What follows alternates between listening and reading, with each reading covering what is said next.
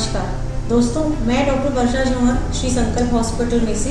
मैं यहाँ पे physician and critical care specialist हूँ। दोस्तों, पिछले 1-1.5 साल से पूरा विश्व कोरोना की महामारी से लड़ रहा है।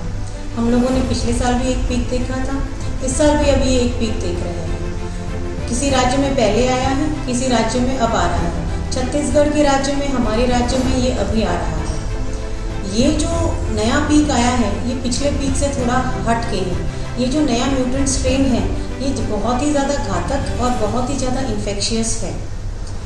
पिछले पीक के मुकाबले में इस बार के पीक में पेशेंट ज़्यादा गंभीर भी आ रहे हैं और नॉन रेस्पिरेटरी सिम्टम्स वाले भी ज़्यादा आ रहे हैं। जैसे फॉर एग्जांपल, किसी पेशेंट्स को सिर्फ फीवर आ रहा है और वो फीवर लगातार बना हुआ है, हाई ग्रेड बना हुआ है, 103, 104, और वो कम से कम 10-12 दिन तक रह रहा है।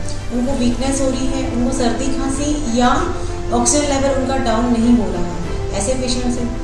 दूसरी बात ये है कि ये जो अभी का जो वायरल स्ट्रेन है, उसमें कंजंक्टिवाइटिस, स्किन में रैश आना, लूज मोशंस होना, वॉमिटिंग होना, खाना पसंद नहीं आना, खाना खाने का मन नहीं करना, ये सब सिम्टम्स भी बहुत ज़्यादा है।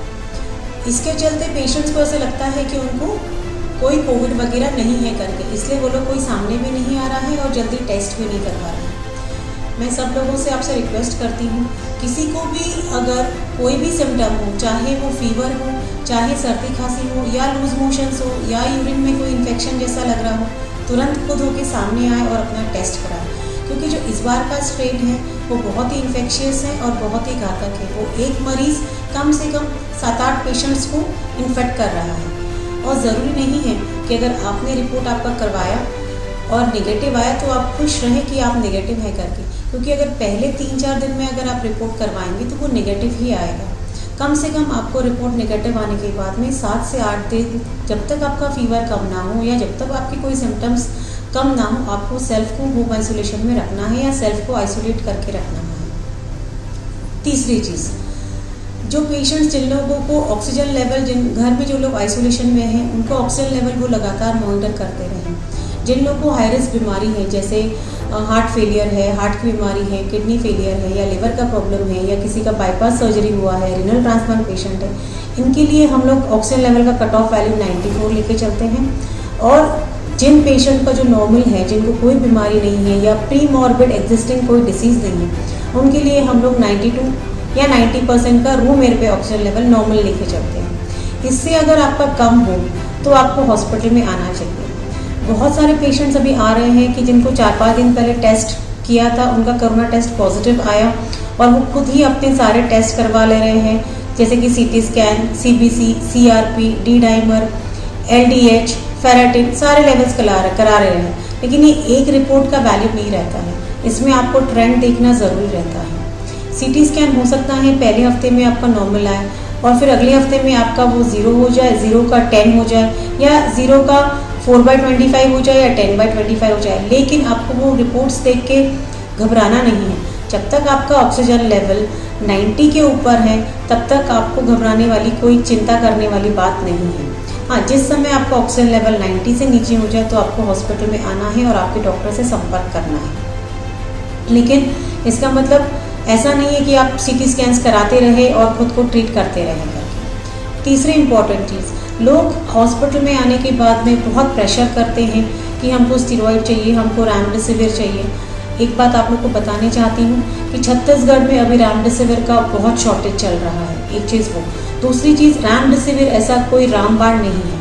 अगर रेमडेसिविर कोई अगर रामबाण होता तो अभी तक तो सारे विश्व में जितने पेशेंट्स को कोरोना हुआ है, उतने सब पेशेंट्स को अपन दे के उनको आइसोलेट करके उनको ठीक कर देते, ना ही उसमें इतनी मॉर्टेलिटी होती, ना ही इतने पेशेंट की मृत्यु हो जाती। तो ऐसा कुछ है नहीं।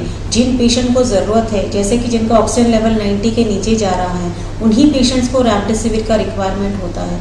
तो मैं सब लोगों से आपको रिक्वेस्ट करती हूँ कि जो जिनका ऑक्सीजन लेवल ठीक चल रहा हो, जो यंगस्टर्स है, वो लोग अपना मॉनिटर खुद करें और जिन लोगों को रेमडेसिविर की ज़रूरत है उन्हीं को हम लोग को लगाने के लिए ये करें। चौथी चीज़ है, लोग आजकल बहुत स्टेरॉइड ले रहे हैं। तीसरे चौथे दिन अगर उनका फीवर कम नहीं होता है, खुद ही वो अपना स्टेरॉइड ले लेते हैं, चाहे वो ओमनाकॉटिल हो, चाहे वो डेफकॉट हो, चाहे वो डेक्सामेथासोन के नाम से आता हो। लेकिन आपको मैं बता दूं, जैसे पिछली बार भी बताई थी, स्टीरॉयड अगर पहले हफ्ते में लेना है तो वो घातक होता है। वो पेशेंट को या पेशेंट के बॉडी के अंदर में वायरस को पनपने के लिए एक न्यूट्रिशियस बन जाता है।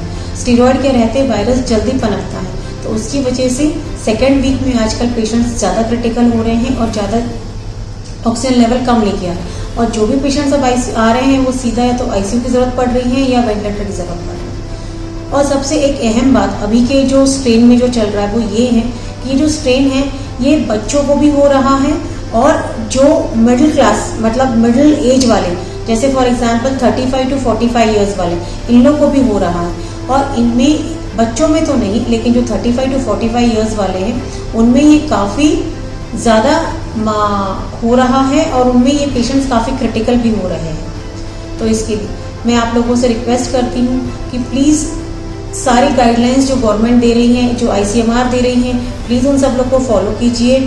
और जब आपका ऑक्सीजन लेवल कम होता है तभी हॉस्पिटल में आइए। और सबसे इम्पोर्टेंट चीज़, घर में रहिए, मास्क पहनिए, सुरक्षित रहिए। नमस्कार।